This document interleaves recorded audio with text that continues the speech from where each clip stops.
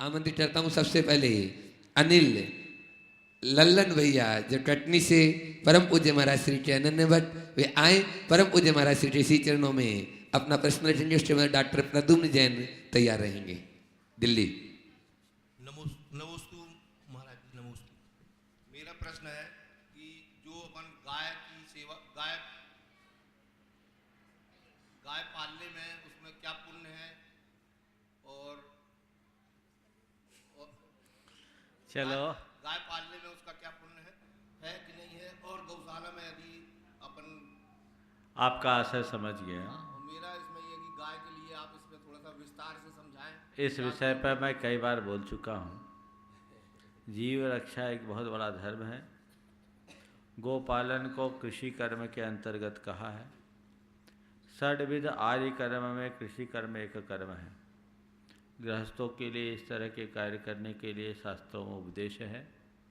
साथ ही यदि निराश्रित पशुओं को संरक्षण देते हैं तो ये अभयदान का बहुत बड़ा उपक्रम होता है और इसकी बड़ी महिमा है। इस संदर्भ में मैं कई बार बोल चुका। इसलिए मन में किसी भी प्रकार का भ्रम न रखो और जीव दया के इस पुनीत अनुष्ठान में जिस तरह लगे रहो, औरों को भी प्रेरित करके इस कार्य में लगाओ।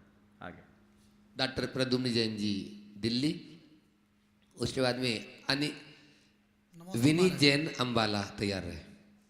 महाराज जी, जैसे हम लोग श्रावकगण अपने घर जितने रहते हैं तो इनमें जाने अनजाने परिस्थितिवश हम लोगों से कसाई और पाप होते रहते हैं, लेकिन उसके साथ अगर हम त्याग और संयम धारण करते हैं तो क्या उसका कोई महत्व नहीं रहता? क्योंकि प्राय देखा गया है, लोग कहते हैं वैसे तो त्यागी बनते हैं लेकिन कसाई भरी पड़ी हुई है। देखिए, त्याग कसायों के शमन करने के लिए किया जाता है। रागत देश निर्वृत्ते चरणम प्रतिपद्यते साधु। तो त्याग का उद्देश्य कसायों का शमन है, लेकिन इसका अर्थ ये नहीं लेना चाहिए कि त्याग लेते ही कसायों का शमन हो जाए। त्यागी को कसायें शांत रखनी चाहिए, पर त्यागी शांति मूर्ति हो ये हमें अपेक्षा नहीं रखनी चाहिए। अभी वो साधक है, साधना के क्षेत्र में पदार्पण किया है, पहला कदम रखा है। वो अपनी साधना के क्षेत्र में जितना आगे बढ़ेगा उसके परिणाम उतने निर्मल होंगे। तो मैं आपको दो दृष्टियां देता हूँ। यदि आप खुद त्यागी हो तो सदैव ये सोचो कि मेरे त्यागी होने का उद्देश्य क्या है। मेरे त्यागी होने का उद्देश्य अपने कषायों का शमन है, तो मुझे अपने कषायों का शमन करना चाहिए। व्रत संयम को पालन करते हुए भी यदि उसके फल का लाभ नहीं लूँ तो मेरे द्वारा किया गया ये व्रताचार सार्थक नहीं होगा। इसलिए स्वयं के प्रति जागरूक रहते हुए हम व्रत संयम का पालन करें तो उसमें हमारे परिणामों की भी शुद्धि होगी, जीवन में निखार आएगा और व्रत का फल भी प्राप्त होगा। इसलिए अपने कषायों के शमन के लिए निरंतर चौकस होना चाहिए और जब भी कषाय का उद्रेक आ जाए तो अपनी निंदा गरहा करके उसे शांत करने का प्रयास करना चाहिए। दूसरी ओर कोई दूसरा अगर व्रती है और उसके अंदर कषाय उत्पन्न हो रही है तो उसे देखकर हमें ये नहीं सोचना चाहिए कि व्रती लोग कषाय करते हैं।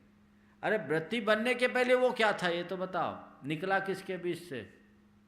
कसाईयों के बीच से तो निकला है। कषाय करने वाले जिनके अंदर कषाय थी उन्हीं के बीच से निकला है। ऐसा कोई मंत्र तो नहीं है कि एक दिन व्रत लिया और उसकी कषाय शांत हो जाएगी। अब वो धीरे धीरे अपने कषायों का शमन करेगा। तो किसी व्रती के मन में यदि किसी वजह से आक्रोश, क्षोभ, गुस्सा आता दिखता है, चिड़चिड़ापन दिखता है, तो उसको देखकर ये मत कहो कि ये व्रती लोग गुस्सा ज़्यादा करते हैं। उनके गुस्से को देखने की जगह उनकी व्रतचर्या को देखो कि ये देखो मैं तो भोग विलास में लगा हूँ, ये कितनी साधना में लगे हैं। पॉजिटिव सोचो तो उनके व्रत से तुम कुछ ले पाओगे और वो धीरे धीरे व्यक्ति सुधरेगा। ये मैं मानता हूँ कि व्रती बनने के बाद यदि अपने अंतरंग का सुधार करने का प्रयास नहीं होता तो व्रत का वांछित परिणाम नहीं मिलता। अंतरंग की शुद्धि होनी चाहिए। उद्देश्य को कभी भी अपने जीवन से ओझल नहीं करना चाहिए। हम अपने लक्ष्य और उद्देश्य से जब तक अनुबंधित रहते हैं तभी तक हमारे कल्याण का रास्ता खुला रहता है। इसलिए व्रत और उद्देश्य से हम अपने अपने लक्ष्य और उद्देश्य से बंध करके चलें और उस दिशा में आगे बढ़ें। सदैव ध्यान रखो, राग आदि परिहरणम चरणम, राग देश के परिहार का नाम ही चारित्र है और चारित्र को ग्रहण करने का उद्देश्य भी यही है। राग आदि निर्वृत्ति चरणम प्रतिपद्यते साधु, तो हमें वह अंगीकार करना है और अपने जीवन को उसी धारा में आगे बढ़ाना है। विनीत जैन अंबाला, उसके बाद में श्रीमती सुशीला जैन कटनी तैयार है। नमस्ते महाराज जी। महाराज जी, मेरा क्वेश्चन ये है कि अपने अंदर सेल्फ कॉन्फिडेंस और पर्सनैलिटी डेवलपमेंट बढ़ाने के लिए क्या क्या हमें करना चाहिए? बहुत अच्छा प्रश्न किया। सेल्फ कॉन्फिडेंस और अपनी पर्सनालिटी को डेवलप करने के लिए हमें क्या क्या करना चाहिए। सबसे पहले समझो सेल्फ कॉन्फिडेंस है क्या? आत्मविश्वास। आत्मविश्वास कब बढ़ता है? जब आपके अंदर सकारात्मकता आती है। नकारात्मक सोच मनुष्य के विश्वास को, आत्मविश्वास को डगमगा देती है और सकारात्मक सोच वाले व्यक्ति का आत्मविश्वास हमेशा जगमगाता रहता है। अपने डगमगाते हुए आत्मविश्वास को ठीक करना चाहते हो तो हर बात को पॉजिटिव तरीके से देखने की कोशिश करो और ये देखो कि ऐसा होगा। पहली बात तो सेल्फ कॉन्फिडेंस को बढ़ाने का पहला उपाय, आप पॉजिटिव सोच रखो। मनुष्य के पास क्षमता होती है लेकिन उसकी नकारात्मक सोच के कारण वो अपनी क्षमताओं को भूल जाता है। एक प्रयोग हुआ, वहाँ एक विद्यालय के एक क्लास में गया और गणित की क्लास थी। 30 बच्चे थे, उनके सामने एक प्रश्न रखा गया कि मैं तुम्हें एक बहुत कठिन सा सवाल देता हूँ। ये सवाल बहुत कठिन है और इसे विद्यार्थी क्या अच्छे अच्छे प्रोफेसर भी ठीक ढंग से सॉल्व नहीं कर सकते। फिर भी मैं देखना चाहता तुम में से कोई कर सकता है क्या? मुझे मालूम है शायद ही तुम में से कोई एक आध कर पाए। 30 बच्चों की क्लास थी, सवाल दिया गया, बच्चों ने हल किए। दूसरी क्लास में भी 30 बच्चे थे, एक ही क्लास था और बच्चों का बौद्धिक स्तर भी एक ही था। वहाँ जाकर प्रश्नकर्ता ने कहा कि मैं तुम्हें एक बहुत सरल सा सवाल देता हूँ, मैं तुम्हें एक बहुत सरल सा सवाल देता हूँ और मुझे पता है कि तुम में से हर एक इस सवाल का हल कर लेगा, लेकिन मैं ये देखना चाहता हूँ कि तुम में से सबसे पहले कौन इस सवाल का हल करता। आप सुनकर के आश्चर्य करोगे, पहली क्लास में 30 में से कुल 3 बच्चे उस प्रश्न का सही उत्तर दे सके और दूसरे में 30 में से 27 ने उसका हल ढूंढ लिया। क्या कारण था? तो निष्कर्ष में ये बताया गया कि पहले क्लास के बच्चे में पहले से नकारात्मकता ऐसी भर दी गई थी कि वे जान करके भी अनजान हो गए, वो भूल गए, उनके दिमाग में बैठ गया हम ये कर ही नहीं सकते, हम ये कर ही नहीं सकते, हम ये कर ही नहीं सकते। तो सेल्फ कॉन्फिडेंस को कौन खत्म करता है? Negative thoughts, negative attitude. तो अपने एटीट्यूड को ठीक रखो, अपनी थिंकिंग को ठीक रखो, अपनी सोच को ठीक रखो, पॉजिटिव सोचो, नकारात्मकता से बचो, पहली बात। दूसरी बात, अपने आत्मविश्वास को और बढ़ाना चाहते हो तो सदैव ऐसे व्यक्तियों के साथ रहो जो तुम्हें प्रेरणा और प्रोत्साहन दे, जो तुम्हें हताश न करे, आगे बढ़ने की प्रेरणा दे, जिनके संपर्क में आने के बाद तुम्हें कुछ उत्साह का संचार हो, तुम्हारे अंदर लगे कि मैं अंदर से ऊर्जावान हो गया हूं। दोनों तरह के लोग होते हैं, किसी के पास जाओ तो तुम्हारे बढ़ते हुए उत्साह को एकदम शांत कर देगा और कुछ ऐसे भी लोग होते हैं जो तुम्हारे बुझते हुए मन को जगा देगा। तो ऐसे के संपर्क में रहो जिनसे तुम्हें उत्साह मिले, प्रेरणा मिले, प्रोत्साहन मिले, आगे बढ़ने का जज्बा प्राप्त हो। तीसरी बात, ऐसा साहित्य पढ़ो जिससे जीवन में आगे बढ़ने की प्रेरणा मिले। उन महापुरुषों के जीवन चरित्र को देखो जिनने अपने जीवन में उतार आने वाले तमाम उतार चढ़ावों के बाद भी शिखर को छुआ है। ऐसा आप सोचोगे तो आपका आत्मविश्वास हमेशा मजबूत बना रहेगा और मन कभी डगमगाएगा नहीं, आगे बढ़ोगे। तो पहली बात, आत्मविश्वास से बचना है। आत्मविश्वास को जगाए रखना है तो नकारात्मक सोच से बचो, पॉजिटिव सोच रखो और ऐसे ही लोगों के संपर्क में रहो जो तुम्हें सही दिशा देते हों, सही प्रेरणा देते हों, और ऐसी ही बातों को पढ़ो जिनको पढ़ने से जीवन में आगे बढ़ने की ललक जगती हो। अब रहा सवाल पर्सनालिटी के डेवलपमेंट का। हम अपने व्यक्तित्व को कैसे निखारें? बाह्य व्यक्तित्व को निखारने के तो बहुत साधन हैं। आंतरिक व्यक्तित्व को निखारना ही जीवन का वास्तविक निखार है। अगर अपने जीवन को सही अर्थों में विकसित करना चाहते हो तो 4 बातें मैं कहता हूँ, उनको अपने जीवन में अपनाओ। मेरे जीवन के विकास का यही मूल मंत्र है। ये अपने जीवन में अपनाओगे तो जीवन में निश्चित बुलंदी को छूने का सौभाग्य पाओगे। सबसे पहली बात, अपने लक्ष्य को अपने सामने रख करके चलो। दूसरी बात, पॉजिटिव एटीट्यूड रखो। तीसरी बात, अपने समय को बर्बाद न करो। और चौथी बात, किसी भी काम को अधूरा मत छोड़ो। लक्ष्य को सामने रखो, पॉजिटिव एटीट्यूड लेकर के चलो, अपने समय को फालतू न गंवाओ और किसी भी काम को अधूरा मत छोड़ो। और 5वीं बात एक और जोड़ देता हूँ, प्रयास से पहले कभी हार मत मानो।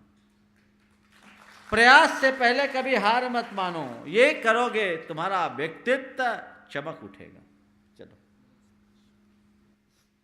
ये विनीत भाई प्रतिदिन जो है परम पूज्य, इस उम्र में भी, कॉलेज लाइफ में भी प्रतिदिन परम पूज्य महाराज श्री टू अम्बालाम सुनता है। और जब आने लगा तो इसकी मम्मी ने 25वीं सालगिरह में सुनीता जैन अम्बाला, जो अभी सुन भी रही होगी, उन्होंने ये सोने की अंगूठी बेटे को दी कि भाई ढूंढाईतन में समर्पित करना है। जोरदार तालियों से इस बच्चे का और इसकी माता का स्वागत करेंगे। और श्रीमती सुशीला जैन कटनी अगला प्रश्न, उसको डॉक्टर पीसी जैन सागर तैयार रहेंगे। नमस्ते महाराज श्री, मेरे प्रश्न है कि रावण और लक्ष्मण नरक में हैं, तो आगामी समय में तीर्थंकर बनने वाले हैं, तो अभी नरक में उनको कोई वेदना होती होगी? देखिए, ये आगम का विधान है कि इन लोगों का अनुबद्ध वैर होता है, इसलिए होते हैं, और जो जहाँ रहते हैं द्रव्य क्षेत्र काल भाव के अनुसार उनकी वही सारी वेदनाएं होती। चलिए, डॉक्टर पीसी जैन, उसके बाद में ये जो विधान हो रहा है उसमें पंडित सृजन जी जैन गंज वासोदा यहाँ पर उपस्थित है, वे तैयार रहेंगे। नमस्ते महाराज जी, मेरा प्रश्न यह है महाराज जी कि पहले धर्म प्रचार पंडितों का काम था और क्रियाओं का पालन धर्मामृत का आज मुनि लोग किया करते थे। वर्तमान समय में मुनियों के ऊपर दोहरी भूमिका आ गई है, वही धर्म प्रचार करते हैं और वही क्रियाओं का पालन करते हैं। क्योंकि विश्वव्यापीकरण में देश के बाहर भी धर्म प्रचार जरूरी हो गया है, ऐसी स्थिति में हम महाराज जी का ध्यान इस ओर आकृष्ट करते हैं कि क्या साधुओं के साथ साथ प्रगाढ़ पंडितों की पौध भी तैयार करेंगे? देखिए, पंडितों की उपयोगिता कभी नकारी नहीं जाती। पंडित समाज में सदैव उपयोगी रहे हैं और पंडितों ने, विद्वत वर्ग ने हमारे समाज के उद्धार में और हमारी संस्कृति के विकास में महनीय योगदान दिया है, इसे भुलाया नहीं जा सकता। और इसलिए आज भी पंडित परंपरा को विकसित करने का प्रयास किया जा रहा है। सांगानेर जैसे संस्थानों के माध्यम से विद्वानों को तैयार किया जा रहा है। लेकिन जहाँ तक धर्म की प्रभावना का सवाल है,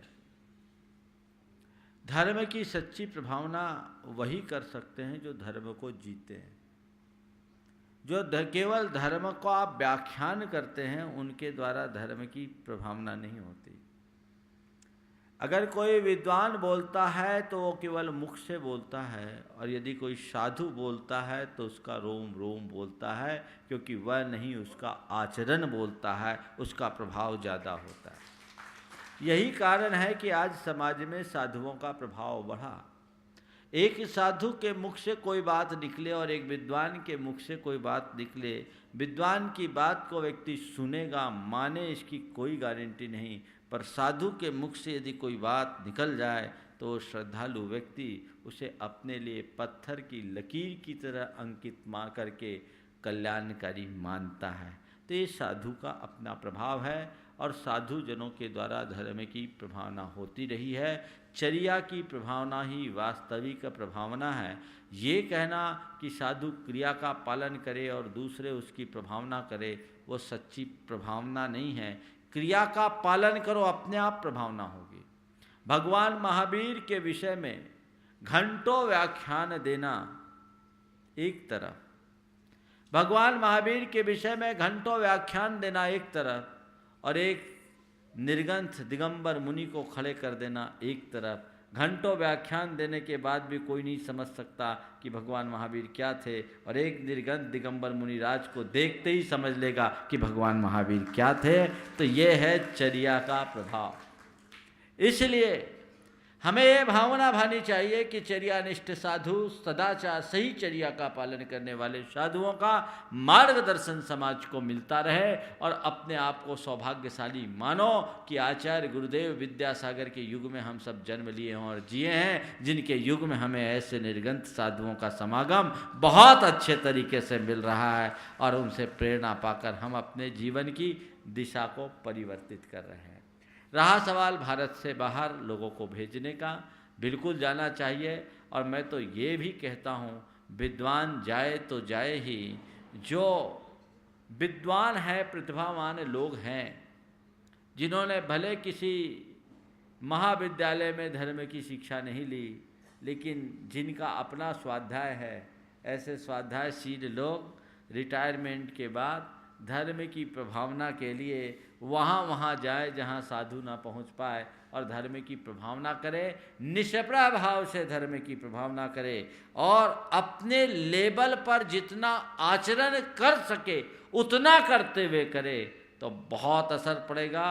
बंधुओं, स्थायी प्रभावना तब होती है जब हम नहीं, हमारा आचरण बोलता है। इसलिए चर्यानिष्ठ विद्वानों की आज बहुत बहुत आवश्यकता है, और जहाँ साधुजन नहीं पहुँच पाए वहाँ तो केवल एक उनका ही सहारा और साधन है। इसलिए उस तरफ समाज को ध्यान देना चाहिए। पंडित सृजन जी जैन गंज वासोदा, उसमें रंजना जैन, अजय जैन जबलपुर तैयार है। मुनिश्री को बारंबार नमोस्तु। मुनिश्री, जैन धर्म में जैनियों के 3 लक्षण बताए हैं, जिसमें कि एक पानी छान करके पीना है।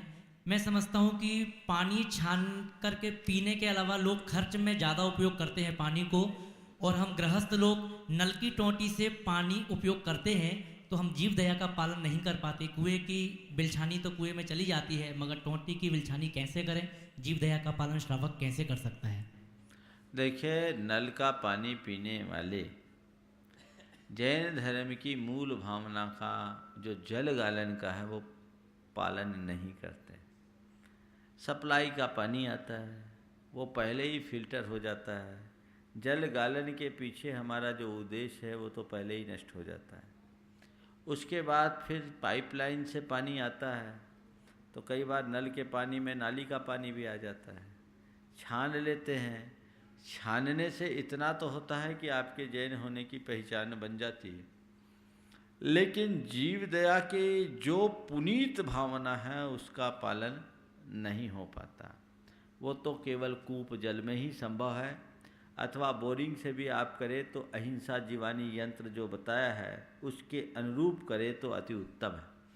अब ये व्यवहारिक तौर पर गृहस्थों को बहुत दिक्कत जाती है, तो मैं इतना ही कहता हूँ कि कम से कम अपनी पहचान तो बनाए रखो।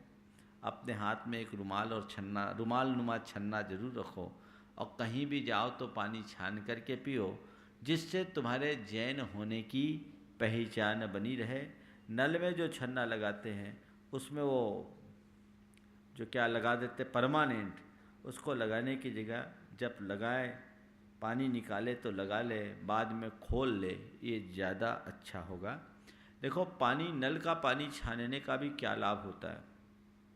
सन 1985-86 में डॉक्टर शंकर दयाल शर्मा जब भारत के उपराष्ट्रपति थे, भिलाई में एक पंचकल्याणक प्रतिष्ठा महोत्सव में सम्मिलित हुए।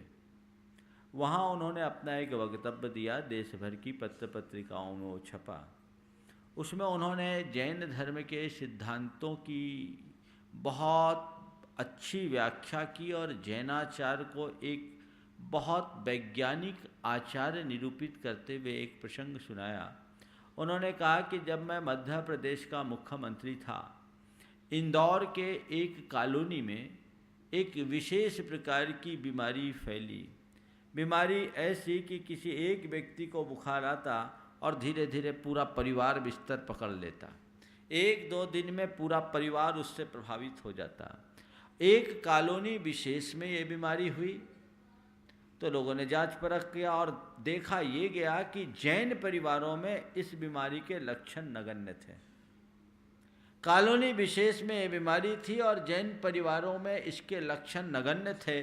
जांच परख की गई कि इस बीमारी का कारण क्या है, तो पता लगा कि उस कॉलोनी का जो ओवरहेड टैंक था उसमें एक चिड़िया कहीं से मरी हुई थी और उस चिड़िया में कीड़े पड़ गए थे। वही पानी सप्लाई से आता था। अदर लोग बिना छाने पीते थे सो बीमार पड़ गए, जैनी लोग छान करके पीते थे सो बीमारी का लक्षण कम पड़ा। ये डॉक्टर शंकर दयाल शर्मा का वक्तव्य है, जो उस भिलाई की स्मारिका में भी प्रकाशित है। ये समझना चाहिए। तो मैं कहता हूँ कम से कम जैन होने की पहचान बनाए रखने के लिए और इस प्रकार की बीमारियों से बचने के लिए पानी को छान करके ही वापरो। पर अब क्या करें, हमारा सिद्धांत था जियो और जीने दो, लेकिन आज वो थोड़ा प्रभावित हो रहा। आरओ का, टेंट का पानी वगैरह जो आप लोग पीते हैं, इसमें जल गालन तो कहीं पलता ही नहीं है। अब मैं क्या कहूँ, आपकी आप जानो।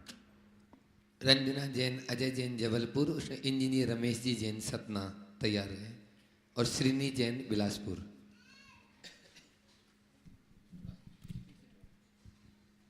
नमोस्तु महाराज जी। महाराज जी, वर्तमान समय में ये देखा जाता है कि सभी तरह के व्यापार में पुरुषों के साथ साथ महिलाएं भी बराबर से भागीदारी हैं और इससे जैन महिलाएं भी वंचित नहीं हैं। तो फिर इन स्थितियों में उनको घरेलू हिंसा के साथ साथ व्यापारिक हिंसा का भी दोष लगता है। इन स्थितियों में अपने धर्म का पालन कैसे करना चाहिए महाराज? क्या बोली, फिर से बोली। मतलब सभी तरह के व्यापार में पुरुषों के साथ साथ महिलाओं को भी भागीदारी होती है, तो फिर महिलाओं को घरेलू हिंसा का तो दोष लगता ही है, उसके साथ साथ उन्हें व्यापारिक हिंसा का भी दोष लगता है। पहले तो एक कंसेप्ट स्पष्ट कर लो कि यदि पुरुष व्यापार करते हैं तो हिंसा का भागी केवल पुरुष नहीं है, और महिलाएं घर का काम करती हैं तो घरेलू हिंसा की भागी केवल वो ही नहीं है। क्यों? पुरुष व्यापार करता है और घर वाले उसका सपोर्ट करते हैं कि नहीं करते हैं? आज आप लोगों ने अर्घ चढ़ाया, मन वचन काय कृतकारी तनमोदन संरंभ समारंभ आरंभ, समझ गए? तो यदि कोई भी कहीं इन्वॉल्व है तो उनके साथ पूरी फैमिली इन्वॉल्व है, और जो जिस स्तर पर इन्वॉल्व है वो उस हिंसा या तत्संबंधी पाप में उतना ही भागीदार है। आप परिवार चला रही हैं, परिवार में यदि हिंसा होती है तो उस पारिवारिक हिंसा में, घरेलू कार्यों की हिंसा में आप किसके लिए कर रहे? परिवार के लिए कर रहे, खाना बनाना, अन्य व्यवस्थाएं करना, तो उसमें शेयर तो सबका जा रहा है, सब उसका अनुमोदन कर रहे हैं, सब उसको सपोर्ट कर रहे हैं, तब तो ये काम हो रहा है। उसके बिना थोड़ी होगा। पति अगर सामान लाकर नहीं देगा तो पत्नी घर में बनाएगी कैसे? तो ये बराबरी का चलता है, समझ गए? अब रहा सवाल कि अगर कोई स्त्री अपने गृहस्थिक दायित्वों का पालन करते हुए व्यापारिक भागीदारी भी करती है तो क्या उसे दोहरा लाभ पुण्य पाप होगा?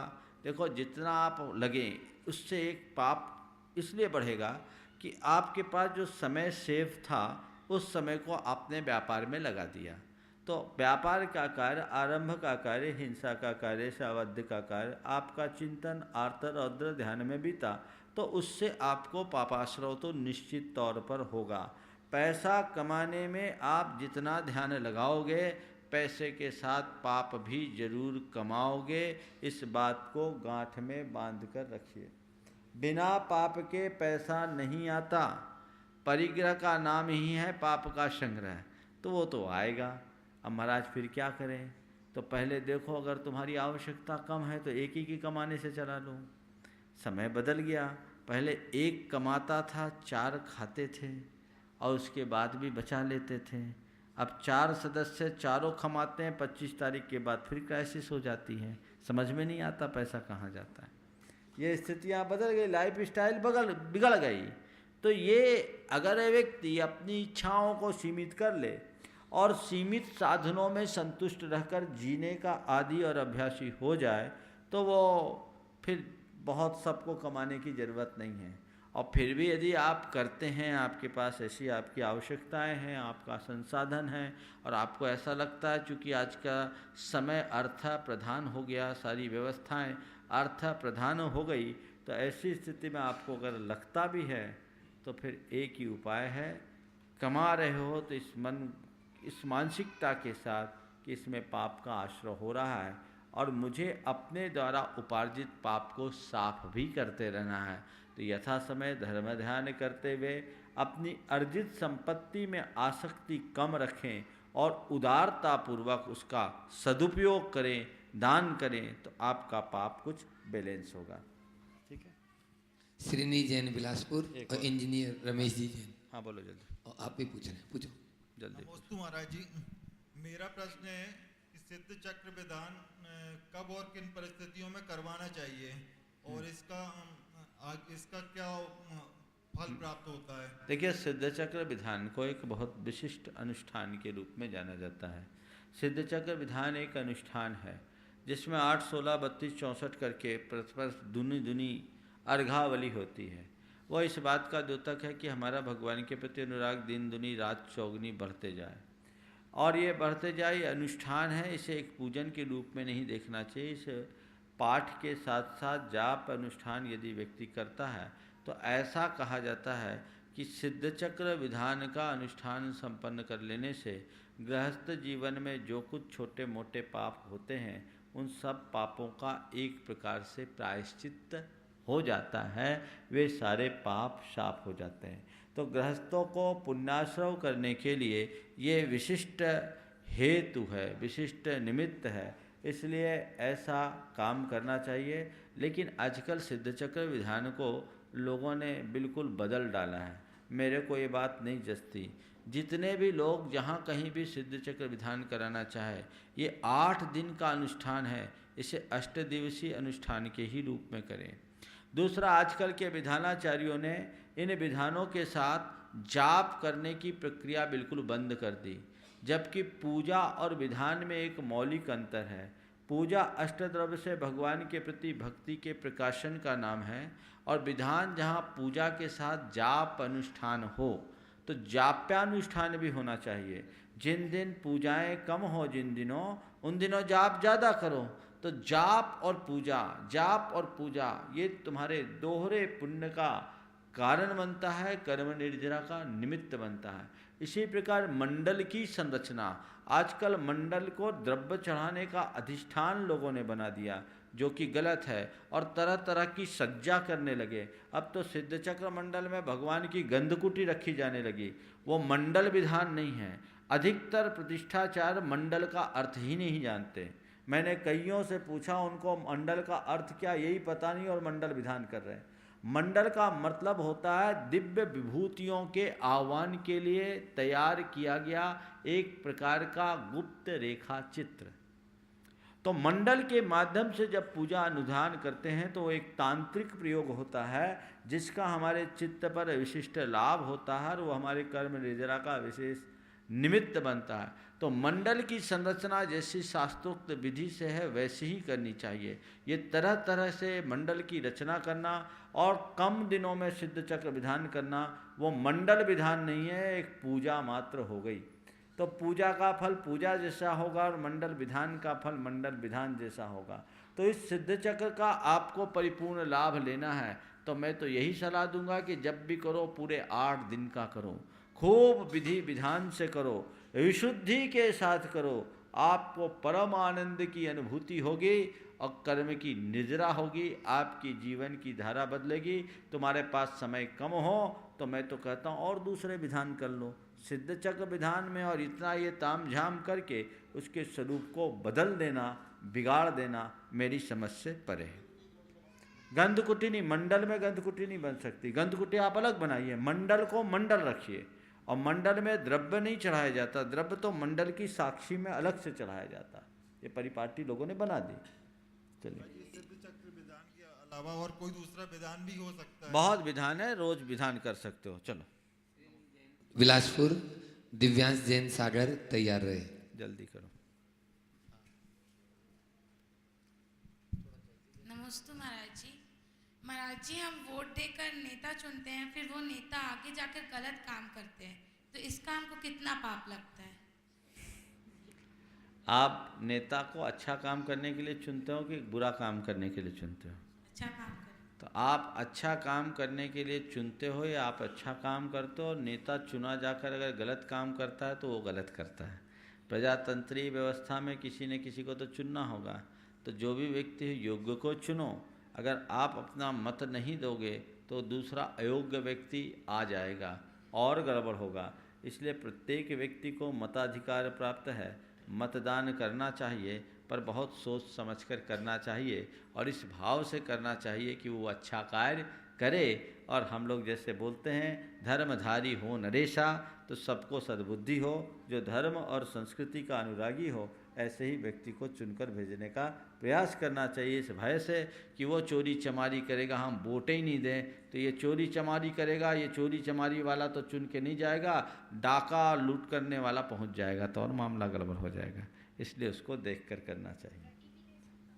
हाँ, इंजीनियर रमेश जैन सतना, फिर दिव्यांश जैन सागर और चंद्रकला जी पाटनी तैयार रहे। इस धार्मिक सभागार में महाराज श्री आपके मुखारबिंद से निकला हुआ एक बड़ा ही अच्छा कोटेशन अभी मैंने लिखा देखा। प्रत्येक प्राणी में परमात्मा की शक्ति विद्यमान है। जब परमात्मा की शक्ति विद्यमान है तो फिर प्राणी या व्यक्ति ये पशु तुल्य या राक्षसों जैसे कृत्य कैसे कर लेता है? बताएं। प्रत्येक प्राणी में परमात्मा की शक्ति विद्यमान है। हाँ, नीचे की फिर प्राणी पशु तुल्य या राक्षसों जैसे कृत्य कैसे कर लेता है? कृपया बताएं। परमात्मा की शक्ति विद्यमान है, परमात्मा के रूप में जिस दिन प्रकट हो जाएगा तो हो जाएगा। ये इस बात का प्रतीक है कि परमात्मा स्वरूपी प्राणी भी भटक सकता है, और आज जो परमात्मा बने हैं वो कभी न कभी भटके हुए थे। तो जब इंसान भटक जाए तो बिगड़ जाता है और संभल जाए तो सुधर जाता है। मैं आपको एक बहुत अच्छा उदाहरण दे रहा हूँ। अंग्रेजी में दो बच्चे ऊपर आओ जल्दी से, दो बच्चे आओ, जो छोटे छोटे बच्चे आ जाओ, एक बहुत अच्छी बात हो। आ जाओ जल्दी आओ, दोनों आ जाओ, दौड़ के आओ, इधर से जल्दी आओ, जल्दी दो आओ। ये पहले आ गया। हाँ, आ जाओ चारों आ जाओ, आओ यहाँ खड़े हो जाओ। अच्छा बताओ, आप अंग्रेजी पढ़ते हो ना? डॉग की स्पेलिंग क्या है? डॉग, और गॉड की स्पेलिंग क्या है? इसको दो, क्या है गॉड की स्पेलिंग? G-O-D माने गॉड, ठीक है। और इसको पलट देंगे तो क्या होगा? डॉग। D-O-G। तो G-O-D को गॉड कहते हैं, और इसको पलट दें तो D-O-G हो जाता है, डॉग हो जाता है। तो गॉड और डॉग में अंतर है ना? तो जो व्यक्ति सीधी जिंदगी जीता है वो गॉड बनता है, और जो उल्टी जिंदगी जीता है वो डॉग बन जाता है। समझ में आ गया?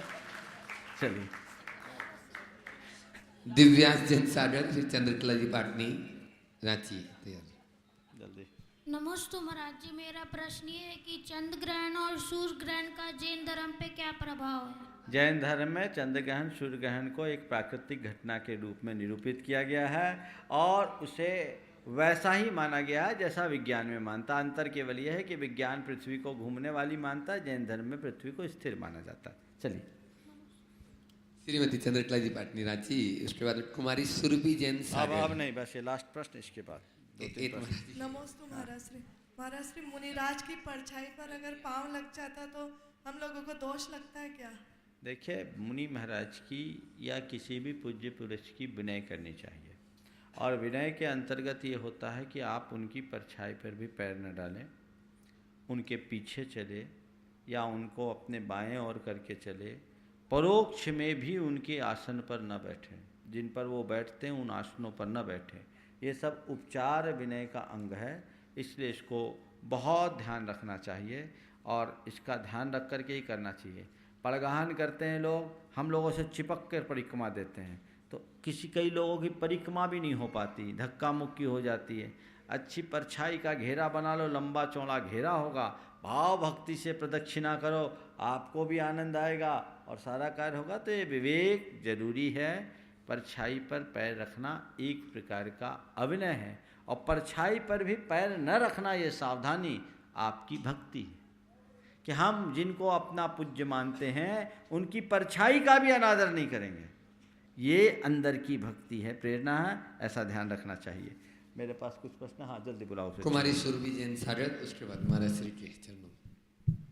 नमोस्तु महाराज जी, मेरा प्रश्न ये है, जैसे किसी इंसान का क्षण मात्र के लिए भाव बिगड़ जाता है और वो गलत काम कर लेता है, पर पहले तो वो बहुत अच्छे काम करता है, तो उसे कौन सी गति प्राप्त होती है?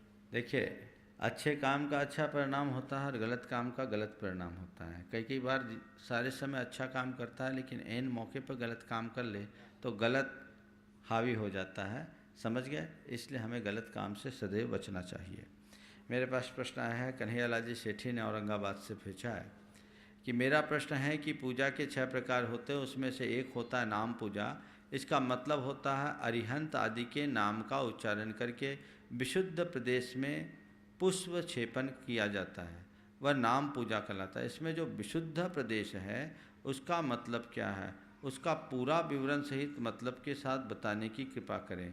पहले तो ये बताओ कि आया कहाँ विशुद्ध प्रदेश, ये कहाँ का संदर्भ है, इसे देखना पड़ेगा।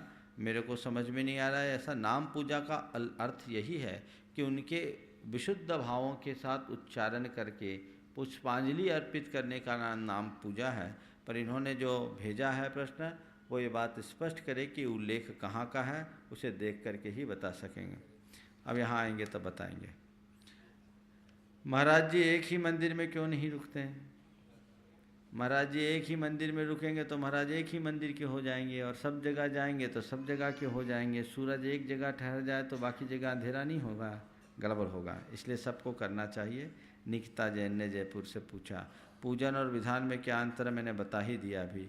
इंद्र इंद्राणी साथ में पूजन करने से ज़्यादा पुण्य मिलता है, सुमति लाल बांद्रा से पूछा है।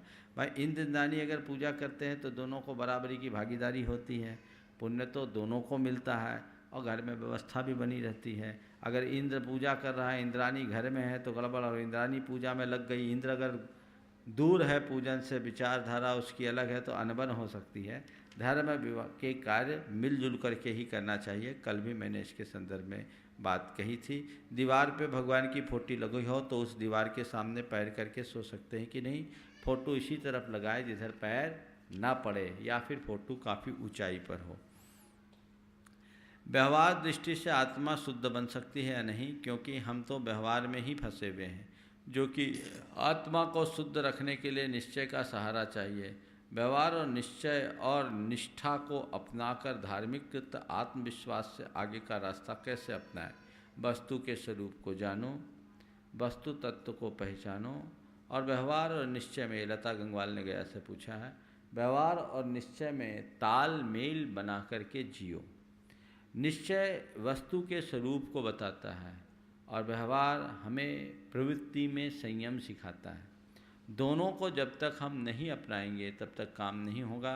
लेकिन मैं क्या बताऊं, निश्चय को पाना कठिन है, व्यवहार को निभाना कठिन है। बस निश्चय को समझते हुए अच्छे तरीके से जो व्यवहार को निभाता है वही आगे बढ़ पाता है। और कोई प्रश्न है? हो गए।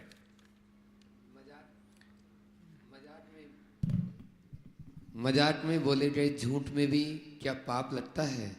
देखिए, झूठ से बचने के लिए हमारे आचार्य उमा स्वामी ने लिखा कि मजाक से बचो। मजाक में झूठ बहुत होता है और झूठ होता है उसका नाम पाप होता है। आप देखो, आपने मजाक करते हो किसी से तो जब मजाक करते हो तो उसमें कितना पुट झूठ का होता है, कितना पुट सच का होता है। अगर एक व्यक्ति किसी के साथ मजाक करता है तो मेरे ख्याल से 95% तो झूठ होता है, 5% ही सच होता है। और जब पकड़ने लगता है तो कहता है हम तो मजाक कर रहे थे। तो मजाक ठीक नहीं। झूठ से बचने के लिए या सत्य का पालन करने के लिए आचार्य रूमा स्वामी ने हमें 5 हिदायतें दी हैं। क्रोध लोभ विरुद्ध हास्य प्रत्याख्यानान्वीचि भाषणम च पंच। क्रोध पर नियंत्रण, लोभ पर अंकुश, भय पर कंट्रोल, हंसी मजाक पर नियंत्रण और अनवीची भाषण यदवा तदवा बोलने की प्रवृत्ति पर लगाम। ऐसा करने से व्यक्ति सत्य का सही रीति से पालन कर सकता, आराधन कर सकता है। इसलिए मजाक में भी झूठ मत बोलो। और मैं तो बताऊं, कभी कभी मनुष्य अपनी अज्ञानता के कारण मजाक में ऐसे कर्म बांध लेता है, हंसते हंसते कर्म बांधता है और सारी जिंदगी रोने के लिए मजबूर होना पड़ता है। कभी किसी की मजाक मत उड़ाओ। एक विचारक ने लिखा, we sell to laugh with someone but never to laugh at someone. तुम किसी के साथ जी चाहे हंसो पर किसी पर कभी मत हंसो। किसी के साथ हंसना और किसी पर हंसना, इन दोनों में बुनियादी अंतर है। इसलिए कभी ऐसा कृत्य नहीं करना चाहिए जिससे व्यक्ति का मन आहत होता हो।